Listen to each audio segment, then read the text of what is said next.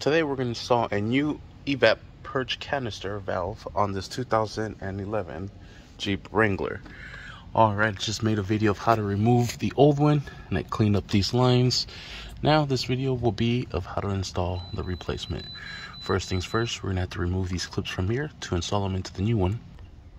Alright, so here is the part number, and using a small pick or a flat head screwdriver, we're going to try to bring these up and then jump it over.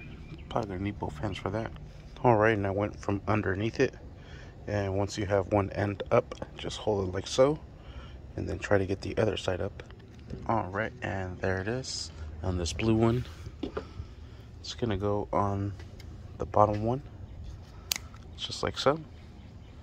Then we'll remove this gray one here and put it on the side one. Alright, and there it is, and what you're trying to do is try to jump over that lip, just like so. Perfect. Now we'll go ahead and install this new one. Alright, we'll climb on top of the engine bay, and we'll start off with the bottom one first.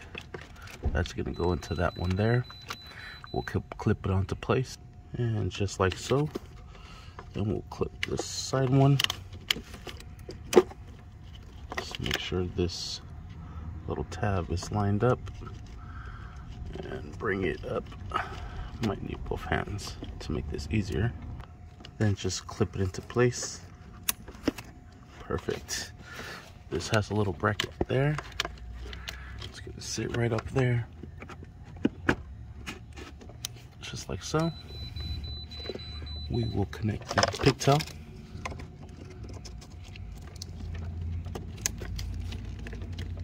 There it is, and secure the pigtail. And there we have it. The reason I replaced this canister is because we had a small leak for Evap, and I could feel a little bit of air escaping from underneath the old one. So we'll give this one a try. Thank you for watching. Please like and subscribe. Alright, and I don't feel air escaping on this one. So hopefully this is good. Sweet. Thanks for watching. Alright, and I actually opened up this canister. There's a rubber seal that could potentially go bad once you blow this in here. You can hear the air escaping. It's the only thing that's holding it down, those 4 clamps. I can see how this could go bad. And then you have vacuum into this one.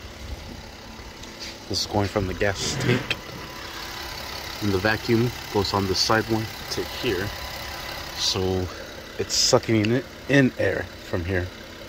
Hopefully this is our issue right here. Maybe that seal's gone bad, and just poor design from all it being plastic housing. Hopefully that works.